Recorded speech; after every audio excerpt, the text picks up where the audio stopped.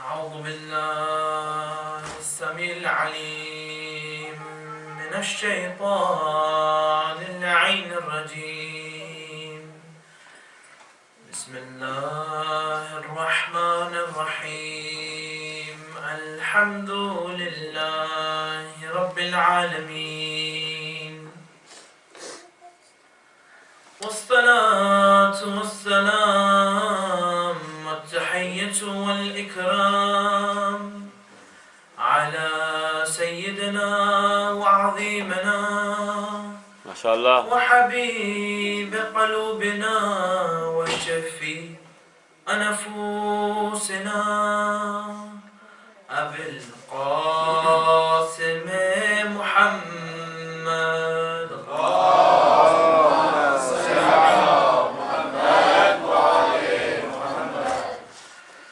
وأهل بيت الطيبين الطاهرين المعصومين الصادقين المظلومين المنتجبين المنتخبين الذين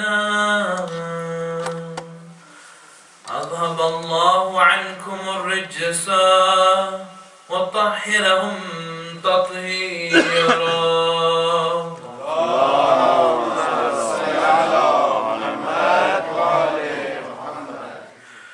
الحمد لله رب العالمين، والصلاة والسلام والتحية والإكرام على وصي مصطفى عبدك ووليك وأخي رسولك وحجتك على خلقك وآيتك الكبرى والنباء العظيم، أبا الحسنين مولى القونين إمام الثقلين يأسو بالدين سيد المتقين رأس المحسنين سلطان الأولياء أمير المؤمنين أول المسلمين أسد الله الغالب غالب كل غالب مظهر العجائب علي بن أبي طالب. اللهم صل على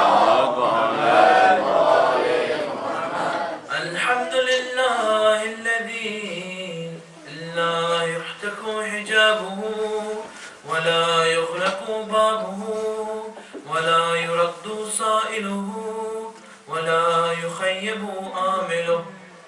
أما بعد، فيقول الله في كتابه الكريم: بسم الله الرحمن الرحيم. كلا إن الإنسان ليطغى أن رآه استغنى. Brothers, sisters, respected elders, Assalamu alaikum wa rahmatullahi wa barakatuh.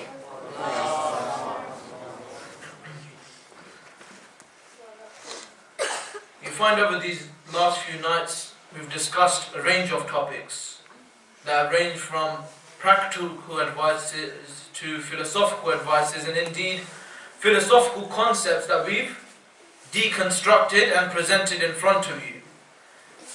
And you find one of the main things that I mentioned was the fact that we do not want to be weeping on the brink of entering hell, and rather we should be weeping within this world so that we are safe from the fire of hell and its inhabitants. And you find that by doing this we are looking here tonight, and indeed the next few nights and the nights that have preceded us, we are looking to change ourselves, change our hearts, change our souls. And that's where the topic of metanoia comes about. That we are looking for that spiritual conversion, the conversion of our heart. And indeed we are looking to revert back to Allah subhanahu wa ta'ala. And that's why you find that before I go into today's majlis, you find yesterday we talked very importantly of the greed for livelihood. And we gave the example of people such as Umar ibn Sa'ad. We gave the example of Shimr. We gave the example of the uncle of Abbas, for example, Jarir bin Abdullah. And you find that why Abbas was called the loyal one. Because on two separate occasions, one from his uncle Jarir bin Abdullah and second by Shimr himself, he tried to take him away from the path of salvation and move him towards the path of destruction. So we talked about greed, and then we talked about persistent sinning, and how this persistent sinning affects each and every one of us and causes us to go further into sin. But we went further than that. We talked about the concept of passive sinning, and I just want to elaborate a little bit more on that tonight. You find that passive sinning, brothers and sisters, is something that is affecting us. Now, why does Ahlul Bayt say that? Choose your friends wisely. Make sure you know who you are hanging around with, because they will affect you. We gave the example that man asked the Prophet of God, why do you say astaghfar 70 times? As in, why do you seek Allah's forgiveness 70 times after prayer? He says, it's not that I am sinning, but it is because you are sinning around me. And to protect himself, to put him in a bubble of protection, he would do astaghfar 70 times after each prayer. So you find that this passive sinning is affecting us. Now, many people will be thinking now that, Muhammad, you talk about passive sinning, but how can I help if I'm going to Tesco and there's music there? How can I help if I'm going to town and, for example, I can see the flesh of another person's body? As when you talk about passive sinning affects my soul, but be practical, as in this is natural within the society we live in. Yes, it is natural, no doubt. But you find that there's things you can control and there's things you can't control. As in, I can't control who my parents are. As in, that's just the way it is. I can't control the fact that I was born with the language of Urdu and, other such sub-dialects. I can't become an Arab, I can't become an Iranian, I can't become a Jamaican. I don't understand why people laughed at the last one, but moving forward. But you find that certain things we can control and certain things obviously we cannot control. Now music in Tesco I can't control, but if I'm going to Tesco, for example, he says, you know what, brother, I never listen to songs. Then you ride in the car with the brother and he knows every single song that is out, and you think to yourself, brother, you don't listen to music, how do you know all the music? He says, well, brother, every time I go to Tesco, Asda, every song, what can I do? So that means you listen to the songs, as in you're actively listening to the words, as in how else did you memorize the thing? You're listening. It's funny enough when they come to the mosque and the Quran is being played and they can't even memorize one verse. But you find the lyrics of the song paragraph after paragraph, just listening to it once. It's interesting. But you find that there's certain things you can and you can't control. See, I can control the fact that I'm actively listening to the music within that place. Now, for example, they say, you know what, Muhammad, I see the flesh of other people's bodies. As in, when I go to town, I remember one brother, he goes to me, he said, brother, you know what, I haven't been town 1 year. I said, why you not been town 1 year? He goes, because the online shopping, as in I fear the haram in town, as in online shopping now, I don't need to go town. I said, well, sometimes when you do online shopping, don't you order the thing to the store? He goes, yes, I tell my mom to pick it up. I said, mashallah. Your mom is picking you up when you're a baby, cleaning you, and now your mom's picking up your clothes at 30 as well, mashallah. Very good. Very good way, good akhlaq towards the parents, mashallah. But you find that there's certain things we can and cannot control. As in, when I'm going to town, I can control my eyesight. As in, say, Muhammad, we can take one look. As in, now we talk about this one look, and this one look is like 100 looks in one. Isn't it true? As in, she or he enters from this side of the room, and this person on one look all the way until they go out of sight. It's like they are having a whole marriage proposal in one go, yes? Saying Alhamdulillah, Subhanallah, and then Inshallah. That's what's going on. But you find that when someone sees them, what do they say? They say, Astaghfirullah Rabbi. Look, I was just, my eyes were looking at something behind there. I wasn't looking at that person. It's true, it's happened with all of us. And you find that, yes, you are allowed one look, but that one look is a glance. Don't take more than that. And you find that those things are the things that we can control. This concept of passive sinning is that, yes, you may be in a society where there's haram around you. You may be in a society where there's consistent damage to your soul. But you can always try to minimize the damage, isn't it? You might not be able to stop everything from coming in, but you can minimize. As in, I choose choose whether to look. I choose whether to listen to music. I choose whether to waste my time. I choose whether to do certain things where I know that haram things are happening in that area, but I make the choice to go towards those things. And I remember one Maulana giving the perfect example. He says, Muhammad, because I don't understand you. And this Maulana was, ironically, he was from Iraq. And he goes to me, he goes, Muhammad, I don't understand you. He goes to me, I don't understand people like people in England. I said, why? He goes, I don't understand what you guys do, you know. You pay money to go to cinema, £15. Then you pay about £20 for the popcorn, which you can pay probably 50p from Tesco. You can buy a whole packet. And you pay like £40–50 to waste your time. When Allah subhanahu wa ta'ala is giving you Jannah for free, He's saying, come to my mosque. Come towards prayer. Come towards fasting. Come towards Hajj. Come towards Ziyarah. Go, it's free. I said, how silly are we that, you know, we can wake up, and this is for the aunties, that we can wake up in the middle of the night, for what? For the next Christmas sales, isn't it true?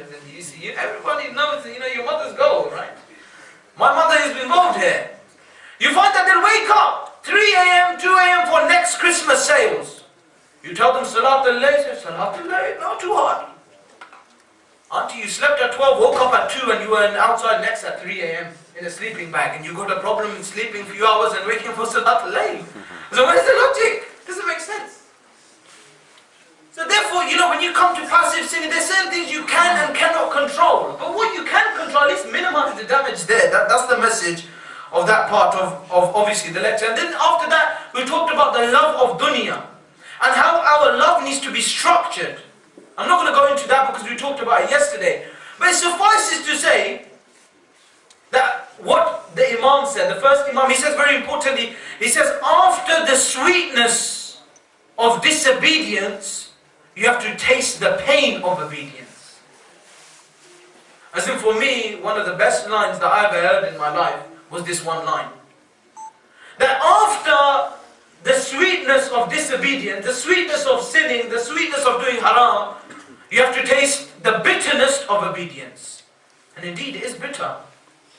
As in it's easy to lay down and, you know, watch television and play games and then go to sleep and repeat and repeat and repeat. But you find structure is difficult.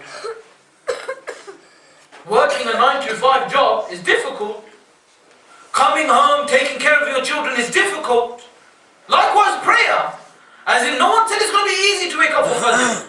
Go towards Zuhrain, go towards Maghribain. No, it's not going to be easy. I'm not selling you something here that's, you know, going to be easy.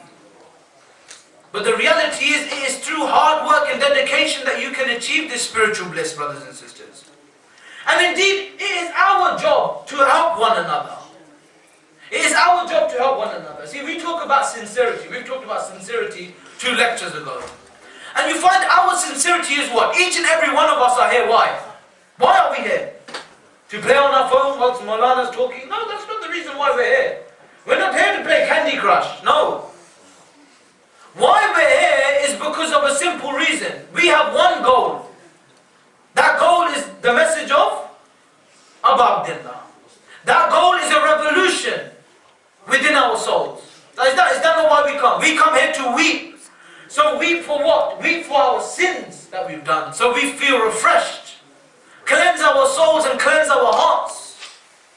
So brothers and sisters, one of the main ways to reach these spiritual levels, to cleanse the rust off the heart, to be like that wax. When the sun shines on wax, initially it's hard, but when the sun shines on it, it becomes soft.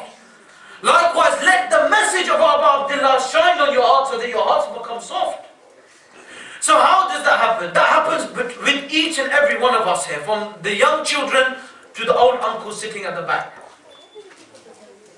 You find that each and every one of us have one goal, and that is go towards Abu Abdullah, to reach that revolution within. And what do each one of us do here? We encourage one another. The kids will encourage each other to read. The youngsters will come together and build. For example, put these flags up. They will come together. Why? They're unifying. So that they can obviously have a hand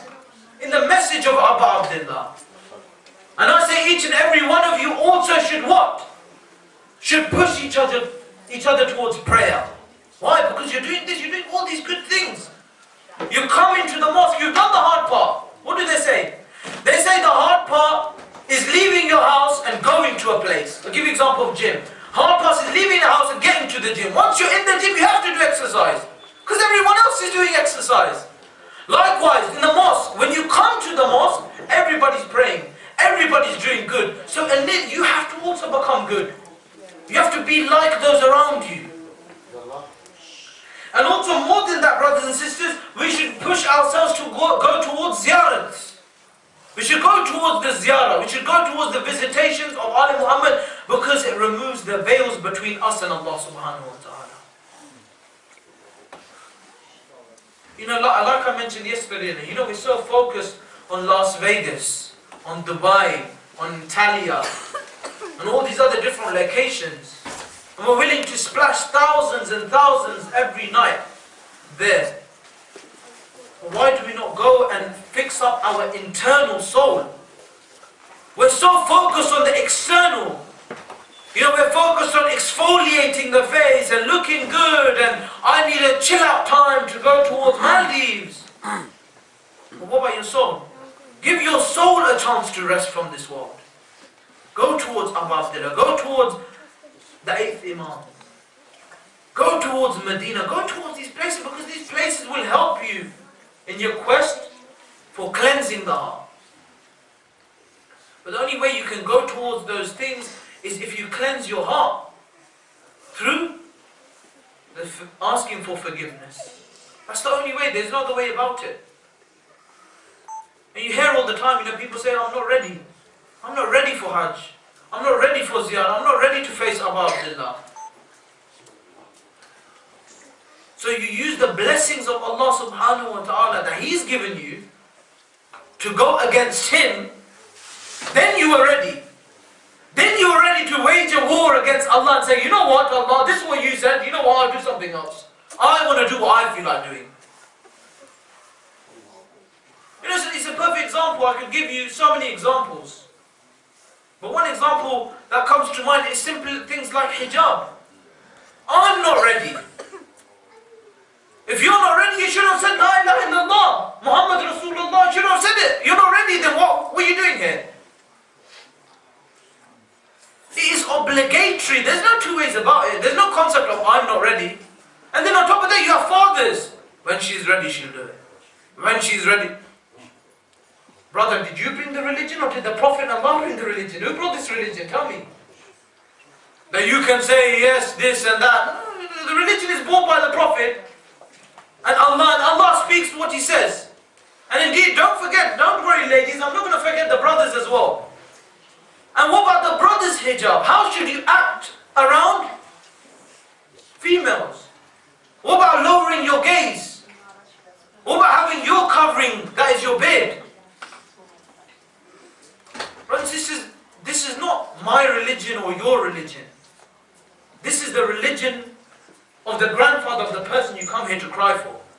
If you're not going to listen to me, at least follow him. Forget me, I'm nobody, I'm a no one. That's a fact. But at least follow the person you're crying for then. Follow in their examples. And therefore you find that when we talk about sincerity, then we need to be sincere in also of the things that we eat. You know, when we eat food, we eat like, you know, like there's no tomorrow. Isn't that the case? That we've seen so many people that when we eat like there's no tomorrow. He eats one roti, then two, then three chapatis, then four. Then after that he says, is there any halwa as well? You know. Is there any sweet dish? He eats the sweet dish. Sweet dish is nice. Can I have another one? Brother, are you eating for 15 people or one person? As in, have some shame. There's people in this world that are dying and you're eating like there's no tomorrow. As in, I promise you, hopefully you will get tomorrow, but you know, just calm down a little bit. Why do I talk about food? Because Rasulullah sallallahu alayhi wa sallam has said,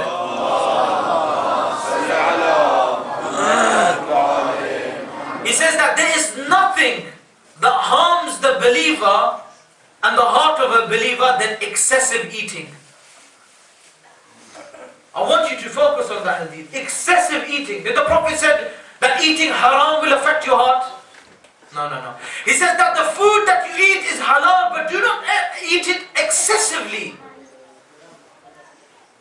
That's the issue we're having. We're eating too much. Our skin is, flopping one way and the other. Brothers and sisters, we need to look at what we're eating. And we need to look at how we're eating. I tell you, some people have the worst etiquettes when you eat. Absolutely disgusting. I'll give you an example. Islamic etiquette 101. You're sitting on the ground. You're sitting on the ground, right? The biryani is on my left. This guy is on two sides. There's two people between us on our right. So what does he do? He does the stretch of Superman. Brothers and sisters, he does the stretch of Superman. His clothes are in other people's plates. And I don't know if you ever heard of, deodorant. He's stinking everything up as well. And then he's reaching. Brother, just ask the guy next to you to give you the thing. He's not going to kill you. And then on top of that, what you have other people as well. What do they do? You're just about to eat. What would they do? Do you know what they do? They start picking their nose. Is this Islamic etiquette? Is this what Shia Ali Muhammad do? And then you have the other guy. He's talking about Islam. He's got half of food in his mouth and his food is being sprayed. I'm telling you, it's like a hose pipe everywhere. I said, is this Islamic etiquette? Is this how we eat? And then you have another guy who's dribbling everywhere. No, seriously, I know it's funny, but is that how we eat? Is that what Prophet of God has taught us? Brothers and sisters, we need to look at ourselves. If we are religious and we pray every single day and we do everything, then improve our eating manner. If we do everything, then improve our akhlaq. If you say to me that there's nothing I need to improve on, then that's a lie, because everybody has something to improve on. Brothers and sisters, we need to look at the etiquettes of how we eat. And then what do? When we eat, instead of looking at what we eat, we look at what other people eat. So Saqlain, did you see how much Ammar ate today? I said, no brother, how much did he eat? So Wallah, he had about 5 biryani plates. So that guy could be a builder. He needs the food. Look at what you're eating. If you're working IT desk job, and you're eating 15 cupcakes every single day, well, you know what's the end result of that. Okay. Don't look at what other people are eating, look at what you are eating. Focus on yourself. The problem is we are focused on other people. But remember, brothers, when you point one finger at someone, 3 fingers point back at you. We're quick to look at other people's mistakes. He's got this problem, that problem, he does this, he does that.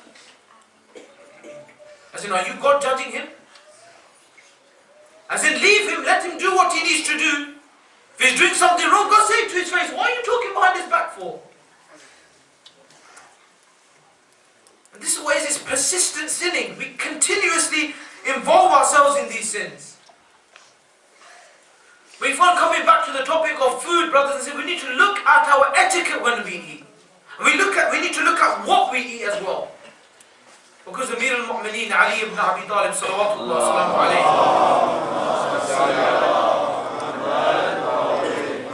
he says, when the stomach is full with that which is mubah, then the heart is blind to righteousness.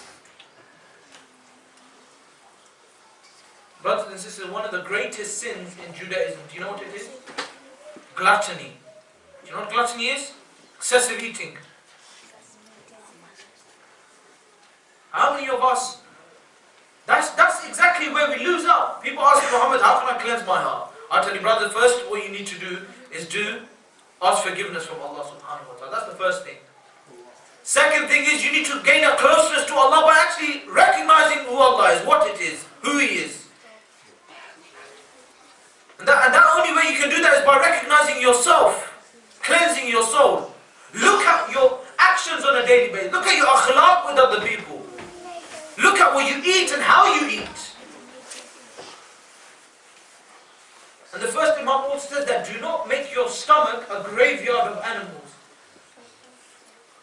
I know some people that they do not eat nothing apart from meat. All they talk about is meat. Chicken, lamb, beef, chicken, lamb. That's it. That's all they do all day.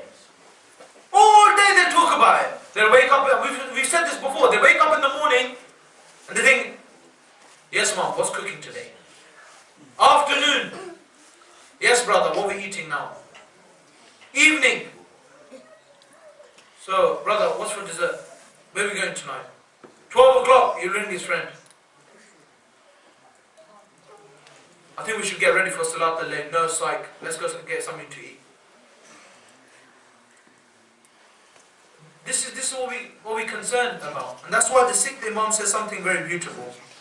He says, if your constant preoccupation is the stomach, then your value is what comes out of it in the end.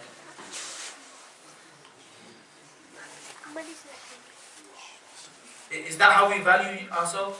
That's what we think about all day? Food. Because food in itself is a part of materialism. Hubbud dunya. And sisters, the more you eat, the bigger your stomach gets, the more hungry you get, the more you eat, and it's a vicious cycle. As in, I remember someone, what he said to me, he said, I'm sad because I'm fat. And I'm sad because I eat, and I eat because I'm sad. It's a vicious cycle, my brother. That's exactly how he said it to me. And I said to him, the only person who's going to break the cycle is you. I'm going to come and break the cycle for you.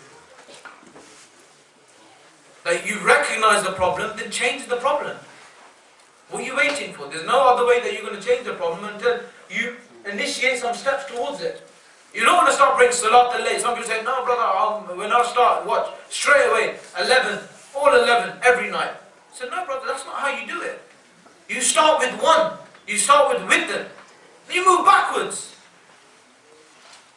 Because you have to incorporate in your life. You want to have everlasting change. Not change for a few days. Isn't it true? In Muharram and Ramadan, everyone's praying, everyone's doing as much as they can. What happens for the rest of the year? Why? Why can't they keep it up for the rest of the year? Because they don't pace themselves. It's like, for example, if one of you guys go to gym with me, you won't be able to keep up, I'm telling you. Yes, you won't be able to keep up with me. Why? Because, you've never been. I go on a regular basis. But that's the reality, because there's steps, there's levels. Everyone has levels, everyone has certain levels within their life. Now, if you compare yourself to, for example, a Quran reciter like Abdul Basit, for example. He say, tomorrow I'm going to read the Abdul Basit. He spent 20 years, 30 years reading Quran. First, practice your Bismillah ar-Rahman ar-Rahim. Get that straight. Right? Make sure you say ha and not ha. Right? That's first thing we need to sort out. Then you read Abdul Basit one day, but it takes small steps. So the thing is, when we talk about materialism and love of this world, we need to take small steps. Small steps. If I'm doing something wrong, I'm not going to mention what we do wrong. Everybody knows their own problems and their own faults. But if we're doing something wrong and we're doing it 3 times a week, then limit it to 2 times a week, then 1 time a week, then eventually it will leave your body, it will leave your system. Not everyone has the will to go cold turkey. I'll give you an example of smoking. Some people, when it comes to smoking, they can go cold turkey. No problem. They're not even bothered about it. But some people who smoke, for example, 20 a day, every day, that brother or sister is not going to come off smoking very easily. So when you're smoking 20, smoke 18, then 15, then 10, then eventually then you come down to 6 days, 5, 4, 3, and eventually you come off it. There has to be a process. And willpower is needed for that.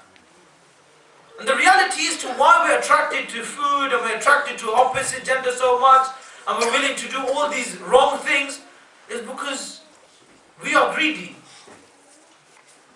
We do not have contentment. Brothers and sisters, the only way to get contentment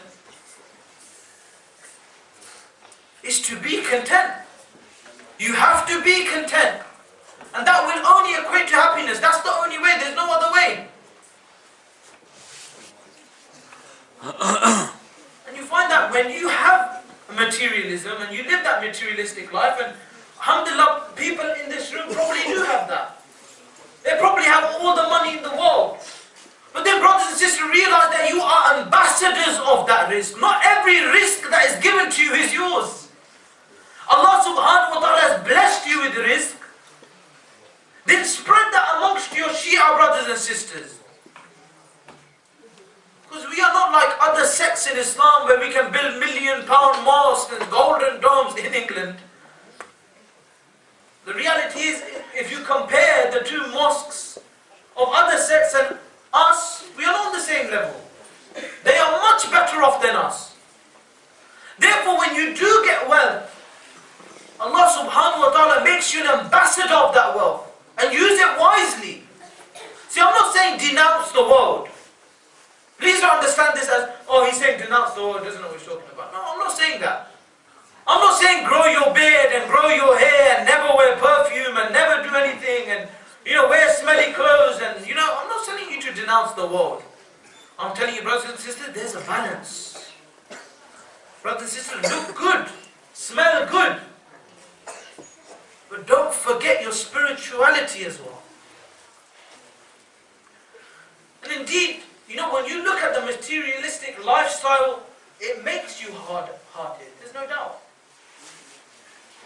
It makes you a shaki, it makes your heart ashqiya, it gives you that hard-heartedness. It gives you that corruption. You look, brothers and sisters, it's evident on the 10th of Muharram what happened. You have one side who's eating lavishly, drinking lavishly, and then you have the other side who has no food. And they have no water. Tonight, brothers and sisters, we've come to remember a 6-month-old baby. And just mentioning the baby, that's a masayib within itself. Just mentioning the 6-month-old baby. But there's an individual that we don't mention. That's the mother of the 6-month-old baby, Rubab, or Rubab. You find Rubab, brothers and sisters, was that lady that after the 10th of Muharram, she did not sit in any shade. They say she only ate little and she never drank cold water. Do you know why? Tonight's masayib is for the mothers, I tell you. Do you know why she didn't do any of those things? Because she saw everything that happened to the 6-month-old baby. They say, Abba Abdullah, this moment on the 10th of Muharram is all alone. There's no one there around you. You find the ladies are crying over their dead ones. You find Layla is crying over Akbar and the chest of Akbar. You find Ramla is crying over the children of Hassan. You find Kulthum is crying over the hands of Abul Fadl Abbas. And you find that there's one mother there who still has not given a sacrifice, and that's the sacrifice of the 6-month-old baby, brothers and sisters. They say Rubab goes towards Abu Abdullah. And Abu Abdullah says to Rubab, "Oh Rubab, what is it?" He says, "Oh Rubab, what is it? Why do you come to me?" She says, "Oh Abu Abdullah, oh my Mawla, my milk has dried up and I have nothing to give our 6 6-month-old baby, what do I do? He says, oh Rubab, give me the 6-month-old baby. They say at this moment in time the baby was crying. They say Abu Abdullah whispered something in the baby's ear and the baby began to not cry anymore. And the poets narrate, they say, what did Abu Abdullah say? He said, oh baby, why do you cry? Is it because all the shaheed have gone towards Allah subhanahu wa ta'ala? Is it that you want to become a shahada for Abu Abdullah? They say at this moment the baby stopped crying. Abu Abdullah said to Rubab, oh Rubab, I'm going to take the baby and ask for some water. You know where I'm going with this. Abu Abdullah goes towards the army of Yazid and says, oh army of Yazid, I do not want water, but give the 6-month-old baby some water. He lifts the baby above his head and says, oh army of Yazid, please give some water for the 6-month-old baby. The baby, they say, when this happens, he brings the baby down and no one replies from the army. But then they put the baby on the ground. Abu Abdullah puts the baby on the ground and says, oh army of Yazid, if you do not trust me, then I will put the baby on the burning ground, on the burning plains of Karbala. Please give the baby some water. They say no one comes from the army to give water. Abu Abdullah picks up the baby. He picks up the baby again and the baby sticks the tongue out and says to the army, oh army of Yazid, please give me some water. Look how dry my tongue is. And they say at this point when the baby sticks the tongue out, at this point the army of Yazid begin to cry. The commander says to Hurmala, prepare your arrow. Prepare your arrow. They say Hurmala prepares the arrow. He tries to shoot one arrow and he misses. He tries to shoot the second arrow and he misses. And then Umar ibn Sa'd turns towards Hurmala and says, oh Hurmala, are you not the one they say is the best archer within the ranks? Why do you keep missing? He says, oh Umar ibn Sa'd, how do you expect me to kill the 6-month-old baby? They say he takes the arrow and he takes one of the arrows and Umar ibn Sa'd says, no, I do not want you to use the normal arrow. Which arrow do you want me to use, O Umar ibn Sa'd? I want you to use the 3-headed arrow that is used upon camels. They say Urmala pulls the arrow. He pulls the arrow and the arrow is gliding through the air. The arrow is gliding towards Abu Abdullah. They say the arrow comes towards the 6-month-old baby.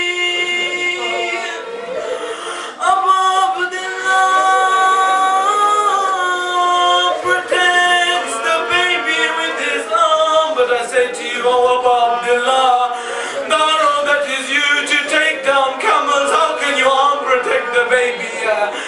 He uses his arm to protect the 6-month-old baby. The arrow goes through the arm of Abu Abdullah and pierces the neck of Ali. It pierces the neck of the 6-month-old baby. Brothers and sisters, you know the 3-headed arrow. How big is the arrow? How small is the 6-month-old baby? How big is the arrow? How small is the baby? They say that the arrow did not just pierce the neck of the baby, it pierced the chest of the baby and the stomach of the baby. They say once the arrow pierced the body of the 6-month-old baby, Abu Abdullah wanted to throw the water, the blood of the 6-month-old baby on the ground. The ground said, I will not accept this blood, otherwise I will not allow anything to grow. He said he tries to throw the blood towards the skies and the sky says, do not throw it towards me.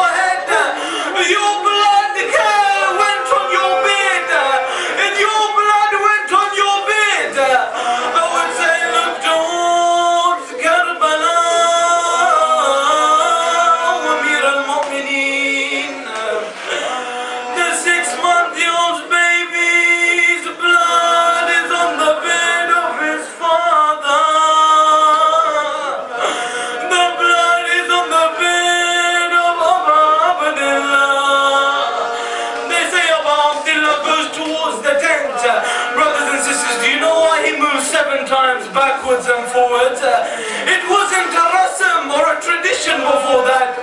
He thinks to himself, how will I go towards Rubab? They say Rubab watched every moment of that. When the baby was struck, she fell towards the ground. You find Abu Abdullah moved backwards and forwards saying, Inna lillah wa inna ilayhi raji'un. Radan biqda'i wa tasliman li amrih. Abu Abdullah goes towards Rubab. He says, oh Rubab, here is your baby, the 6-month-old baby. Rubab probably said, did they quench the thirst of the 6-month-old baby? Abu Abdullah probably replied, yes, they quenched the thirst.